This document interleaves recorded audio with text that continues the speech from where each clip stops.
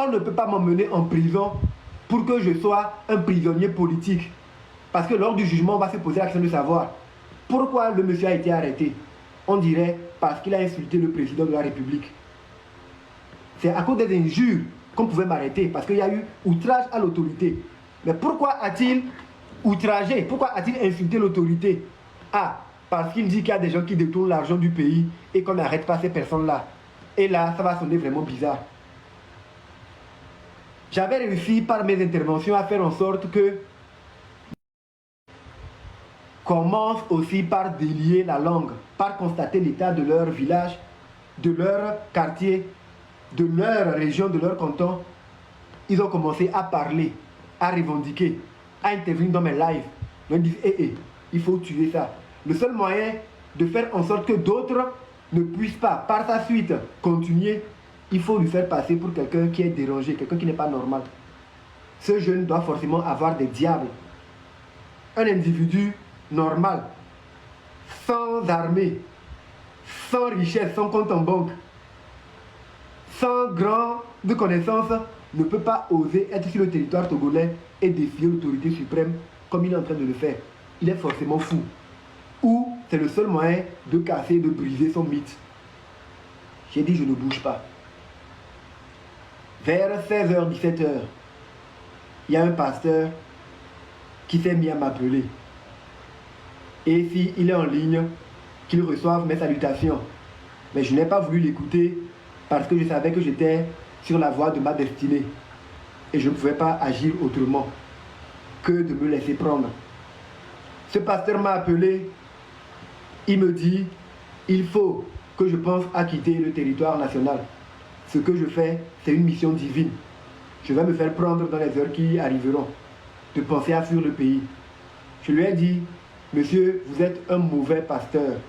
Parce que si vous aviez la foi en Dieu, vous ne devez pas me demander à moi de fuir, sachant très bien que ce que je suis en train de faire, c'est une mission divine. Vous êtes un faux pasteur. Ou, du moins, vous êtes un pasteur de la minorité qui voulait me faire quitter le territoire afin que tout ce que j'ai eu à faire jusque-là puisse passer pour perte et profit. Oui, voilà, il a insulté, mais il a fui le pays, c'est un lâche. Moi, je reste sur le territoire, je ne vais nulle part. Qu'on vienne me prendre. Je connais les infractions que j'ai eu à commettre. J'ai insulté le chef de l'État. Pourquoi? Le monde entier le saura et les gens jugeraient. C'était une façon à moi de le terrasser, définitivement, devant Dieu, devant les hommes et devant l'humanité. 18h, le pasteur rappelle avec insistance. Je le bloque. Il me recontacte avec un autre numéro. Je le bloque. Il m'écrit sur WhatsApp. Je lui laisse un message virulent. Je le traite d'acolyte du diable et je le bloque.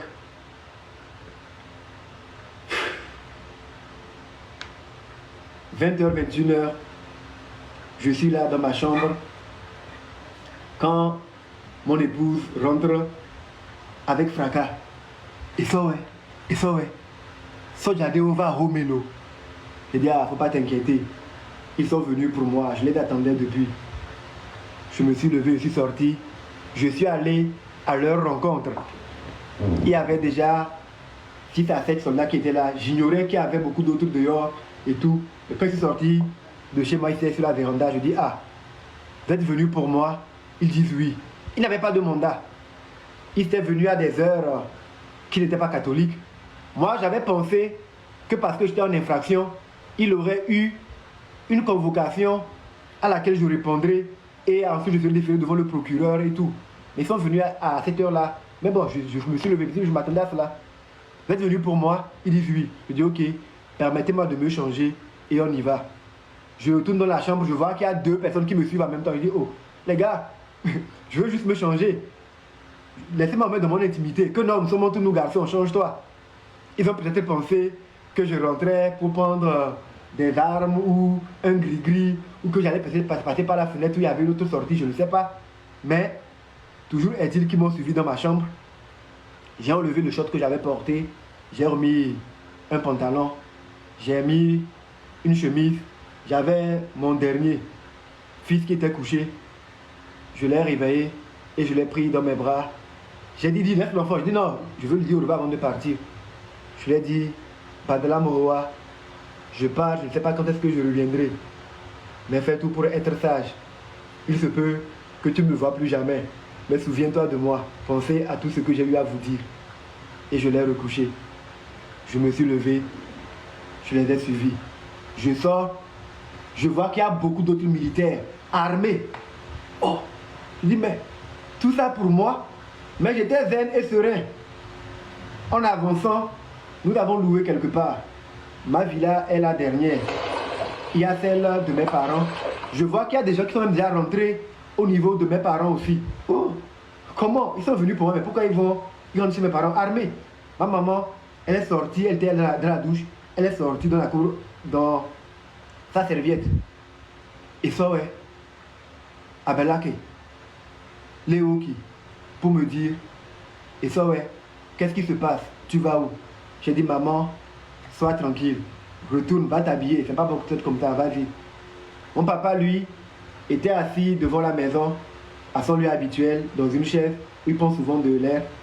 Ils sont rentrés sans même le saluer. Quand bien même il fut commandant de la gendarmerie, il a été leur chef par le passé. Ils sont rentrés sans même le considérer. Ils sont venus pour chercher la personne que j'étais. Il n'a pas branché. Il avait 10 mots. Arrivé à son niveau, je n'étais pas menotté ni rien. Mais ils sont rentrés tellement en nombre que les enfants paniquaient. Ma fille, elle m'a regardé et dit, papa, tu vas où? J'ai dit, Aurel, sois tranquille. Je reviendrai, t'inquiète. Ok? Prenez soin de votre maman et écoutez ce qu'elle vous dit. Respectez beaucoup grand-maman, hein, soyez sage. Je suis arrivé au niveau de mon papa. Je lui ai dit, papa, je pars. Il n'a pas branché. Au moment où je suis sorti, j'ai vu, maman est sortie. Elle commençait à monter. Je suis revenu, j'ai dit, papa, maman, s'il vous plaît, calmez-vous. Retournez à la maison. Je les ai suivis.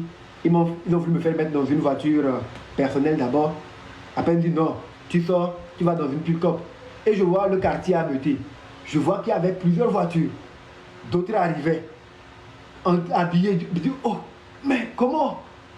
Moi, je n'avais pas l'intention de fuir. J'allais vous suivre de toute façon, mais bon, ok. Ils m'ont fait mettre dans une pick-up. 2 gardes m'ont encadré.